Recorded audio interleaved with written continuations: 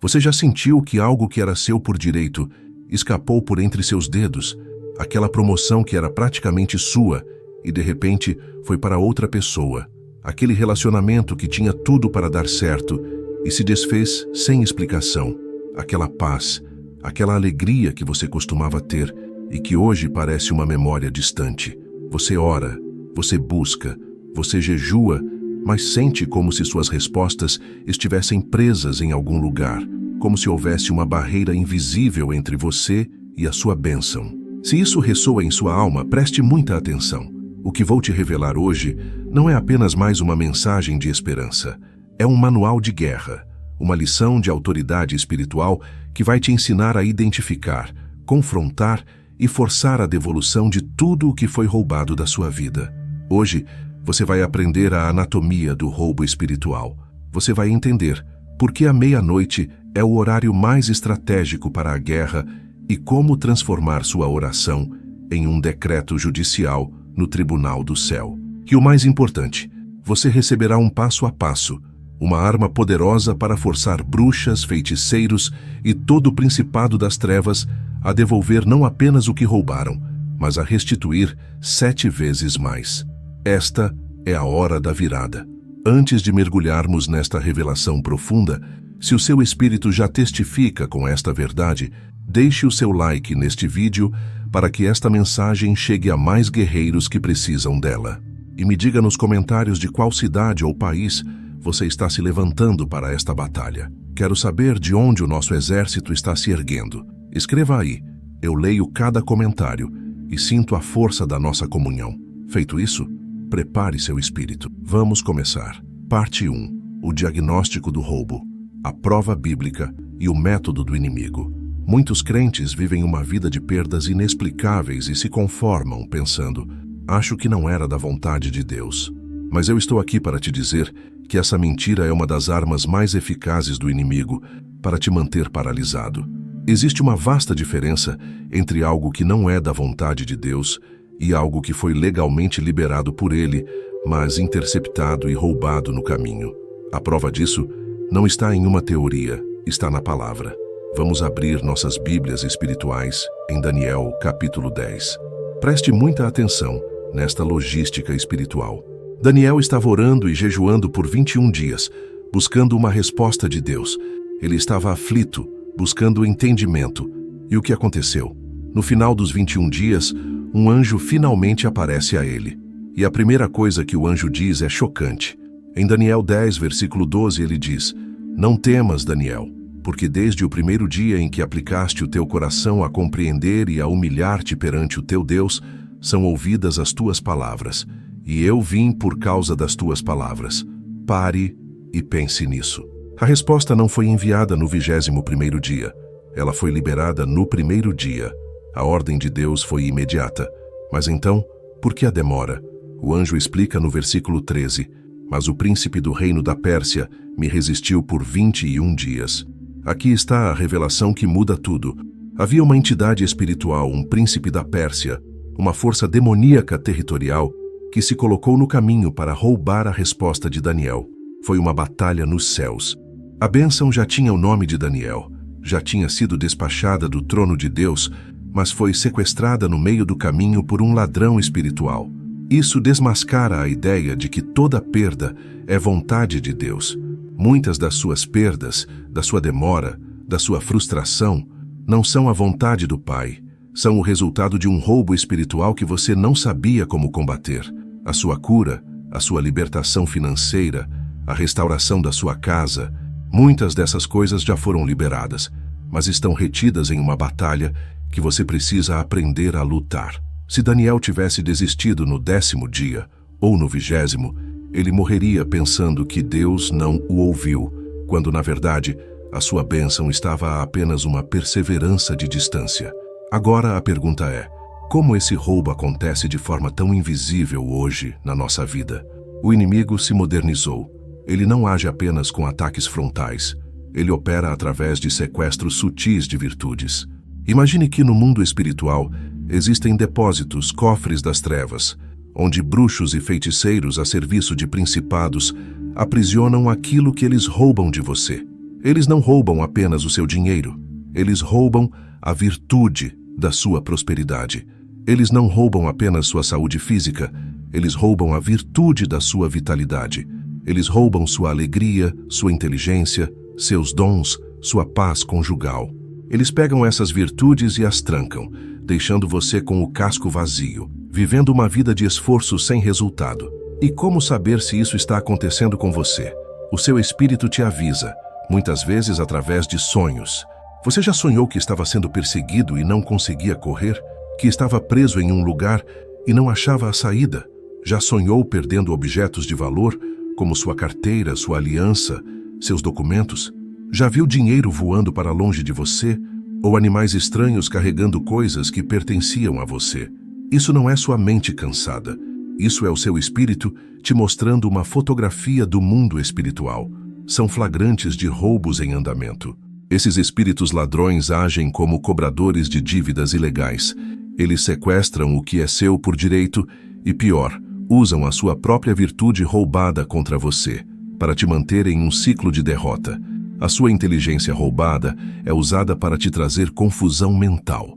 A sua alegria roubada é usada para te afundar em depressão. Eles te atacam com as suas próprias armas. Entender essa mecânica é o primeiro passo para a libertação. Você não está lutando contra a má sorte. Você está em uma guerra contra ladrões organizados. E agora você vai aprender a invadir o acampamento deles e tomar tudo de volta. Parte 2. O Tribunal da Meia-Noite e a Lei da Restituição. Se existe um crime, é preciso haver um tribunal. Se existe um roubo, é preciso haver uma lei de restituição. E é aqui que a nossa estratégia começa a tomar forma. A maioria das pessoas ora a qualquer hora, de qualquer jeito. E isso é bom, mas a guerra espiritual estratégica exige precisão. Exige que você entenda os tempos e as leis. Por que a meia-noite? Porque tantos testemunhos de livramentos e viradas acontecem nesse horário. Não é misticismo, é um princípio espiritual profundo. A meia-noite na Bíblia é a hora das sentenças divinas serem executadas. Vamos para Êxodo capítulo 12. O povo de Israel estava cativo no Egito há 400 anos. Deus prometeu a libertação. E quando o juízo final sobre Faraó foi executado? O versículo 29 diz: E aconteceu à meia-noite que o Senhor feriu a todos os primogênitos na terra do Egito. E o que aconteceu imediatamente depois? No versículo 31, Faraó, que antes resistia, chama Moisés e Arão de noite e diz: Levantai-vos, saí do meio do meu povo, e ide, servi ao Senhor. À meia-noite, o cativeiro de 400 anos foi quebrado. À meia-noite, o opressor foi julgado e forçado a liberar o povo de Deus. Vamos para o Novo Testamento. Atos capítulo 16. Paulo e Silas são açoitados e jogados na prisão mais profunda, com os pés presos no tronco. Uma situação impossível. E o que eles fazem? Versículo 25. Perto da meia-noite, Paulo e Silas oravam e cantavam hinos a Deus, e os outros presos os escutavam. E qual foi o resultado? Versículo 26. E de repente sobreveio um tão grande terremoto que os alicerces do cárcere se moveram, e logo se abriram todas as portas, e foram soltas as prisões de todos. À meia-noite, cadeias se romperam. À meia-noite, portas de prisões se abriram. À meia-noite, o louvor e a oração ativaram uma sentença de libertação. Aqui está a revelação. À meia-noite é a hora em que o tribunal do céu entra em sessão para julgar as causas da terra. É a transição, o momento em que um dia termina e outro começa, um portal espiritual onde decretos são selados. Se você, o justo, está em silêncio nesse horário, dormindo passivamente, você dá ao seu inimigo a oportunidade de se apresentar nesse tribunal e lançar sentenças contra você. Ele acusa, ele reivindica legalidades, ele decreta miséria, doença e fracasso na sua vida. Portanto, a oração da meia-noite não é só mais forte, ela é um ato de presença no tribunal. É você se levantando como advogado de sua própria causa, diante do justo juiz que é Deus, para apresentar o seu caso e exigir a execução da sentença a seu favor. E qual é a base legal para a sua exigência? Você não chega a um tribunal de mãos vazias. Você chega com a lei. E a lei do reino de Deus está a nosso favor. Provérbios 6, versículo 31, nos dá a nossa cláusula de restituição. Falando sobre o ladrão, a palavra diz: mas se for apanhado, deverá pagar 7 vezes mais, terá de dar todos os bens da sua casa. Entenda a profundidade disso. A restituição não é um favor, não é Deus pensando: ah, coitado, vou dar algo de volta para ele. Não, é uma lei espiritual. Uma vez que o ladrão é exposto e pego em flagrante, a lei do reino exige que ele pague 7 vezes mais. A punição para o roubo espiritual é a restituição multiplicada. Veja o caso de Davi em 1 Samuel capítulo 30. Ele e seus homens voltam para sua cidade, Ziclag, e a encontram queimada, e suas famílias e bens, tudo levado pelos amalequitas. Uma perda total. Davi chora, se angustia, mas depois se recompõe e faz algo estratégico. Versículo 8. E Davi consultou ao Senhor dizendo: perseguirei eu a esta tropa? Alcançá-la-ei? E a resposta de Deus não foi: tenha fé e espere. A resposta foi uma ordem de guerra baseada em um direito legal. Persegue-os porque de certo os alcançarás e tudo libertarás. Quando você expõe o ladrão no tribunal da meia-noite, o justo juiz te dá a mesma ordem. Vá, persiga, alcance e liberte tudo. A restituição é o seu direito de herança em Cristo Jesus. Parte 3. O mapa da batalha. A oração estratégica que força a devolução. Agora que você já tem o diagnóstico do problema e conhece as leis e o horário do tribunal, está na hora de receber o mapa da vitória. Vou te dar um passo a passo prático, uma sequência de atos de guerra para a sua oração da meia-noite. Mas antes, quero que você entenda o que é possível recuperar. Fuja dos testemunhos genéricos. A restituição é específica. Eu conheço pessoas que, ao aplicarem este princípio, viram contratos de negócios que estavam esquecidos há anos reaparecerem, assinados. Vi casamentos que foram destruídos por adultério e feitiçaria serem completamente restaurados, porque as alianças espirituais malignas foram quebradas na oração da meia-noite e a virtude do amor e da honra foi devolvida ao casal. Vi jovens que não conseguiam aprender com a mente bloqueada para os estudos, de repente terem a inteligência liberada e serem aprovados em vestibulares e concursos, porque o ladrão foi forçado a devolver a capacidade que havia roubado. Sua saúde, suas finanças, seus relacionamentos, sua paz, seus dons, tudo o que foi roubado tem um endereço de retorno, a sua vida. E esta oração é a ordem de despejo para o inimigo e a ordem de devolução para você. Vamos ao passo a passo. Prepare-se para anotar no seu coração. Passo 1. A exposição do ladrão. Você não pode lutar contra um inimigo que não identifica. O primeiro ato, ao chegar à meia-noite, é entrar na presença de Deus e pedir ao Espírito Santo que revele as áreas de roubo. Ore assim: Espírito Santo, sonda a minha vida. Mostra-me onde o ladrão entrou. Revela-me o que foi levado de mim. Foi minha saúde, minha prosperidade, a paz da minha casa, a alegria dos meus filhos? Eu quero o diagnóstico preciso. Fique em silêncio por um momento. Nomes, situações, memórias virão à sua mente.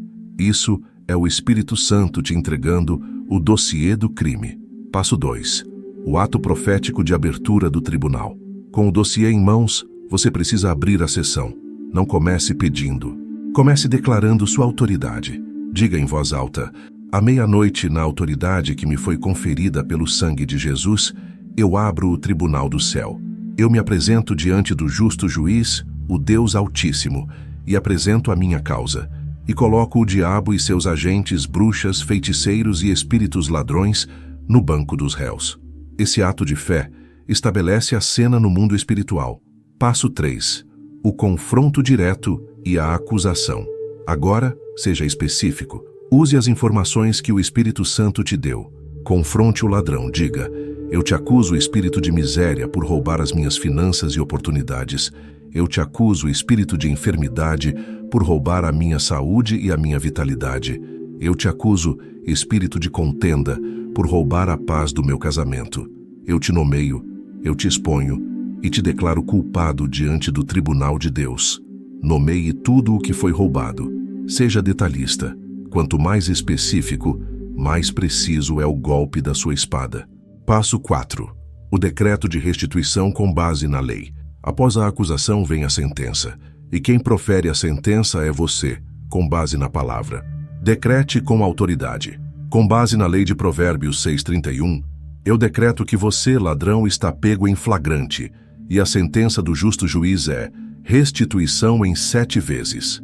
Eu ordeno, em nome de Jesus, que você devolva agora 7 vezes mais a minha saúde, 7 vezes mais as minhas finanças, 7 vezes mais a minha paz.